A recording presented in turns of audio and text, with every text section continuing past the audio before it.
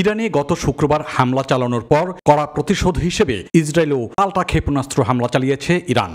শনিবার প্রথম প্রহরে উভয় দেশ পরস্পরের বিরুদ্ধে এই হামলা চালায়।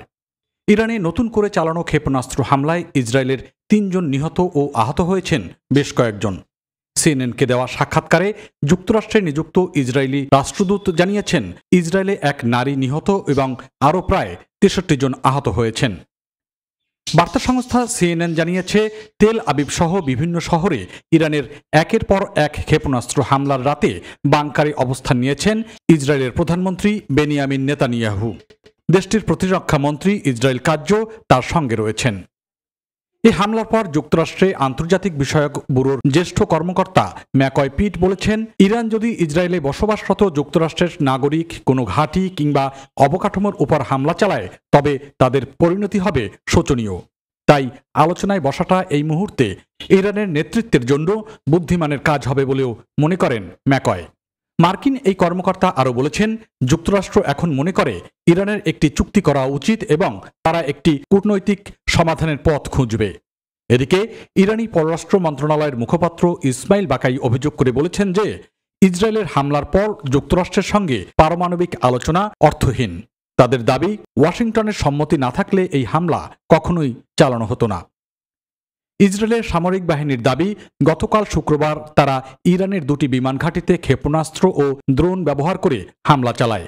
এতে ইরানের পশ্চিমাঞ্চলের হামাদান ও উত্তর পশ্চিমাঞ্চলের তাবরিজ বিমান ঘাঁটি ধ্বংস হয়ে গেছে। এই হামলা ও পাল্টা হামলার পর এখনই উত্তেজনা প্রশমনের জন্য ইরান ও ইসরায়েলের প্রতি আহ্বান জানিয়েছেন জাতিসংঘ মহাসচিব অ্যান্তনিও গুতেরেস। তবে ইরানের পররাষ্ট্রমন্ত্রী আব্বাস আরাকচি বলেছেন, ইসরায়েলের হামলার প্রতিক্রিয়ায় তাঁর দেশকে সংযম দেখাতে বলাটা অযৌক্তিক।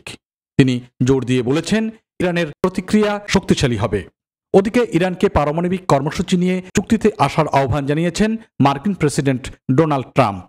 নইলে আরও ভয়াবহ হামলার হুঁশিয়ারি দিয়েছেন তিনি। এর আগে ইরানের পারমাণবিক ও সামরিক স্থাপনা লক্ষ্য করে ইসরায়েলের হামলায় দেশটির সশস্ত্র বাহিনীর প্রধান, রেভলিউশনারি গার্ড প্রধান সহ বেশ কয়েকজন সামরিক কমান্ডার ও অন্তত 6 জন পরমাণু বিজ্ঞানী নিহত হয়েছেন।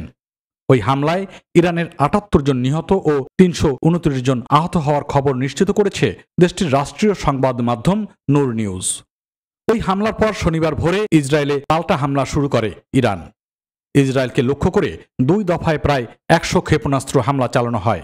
এদিকে ইরানের রাজধানী তেহরানের একটি আন্তর্জাতিক বিমানবন্দরে আগুন ও ধোঁয়া দেখা গেছে।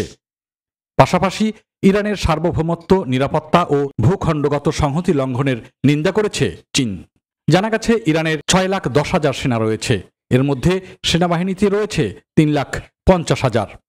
এছাড়া আইআরজিসিতে 1,90,000, নৌবাহিনীতে 18,000, বিমান বাহিনীতে 37,000 ও বিমান প্রতিরক্ষায় রয়েছে 15,000 সদস্য। অন্যদিকে ইরানের রিজার্ভ বাহিনীর সদস্য সংখ্যা 3,50,000। এছাড়া দেশটিতে 18 বছরের বেশি বয়সী পুরুষদের বাধ্যতামূলকভাবে সামরিক কর্মকাণ্ডে অংশ নিতে হয়। পাশাপাশি ইসরায়েলের 1,69,500 সক্রিয় সেনা রয়েছে। দেশটিতে সেনাবাহিনীতে 1,26,000, নৌবাহিনীতে 9,500 ও বিমান বাহিনীতে 34,000 সদস্য রয়েছে। তাদের রিজার্ভ বাহিনীর সদস্য সংখ্যা 4,65,000।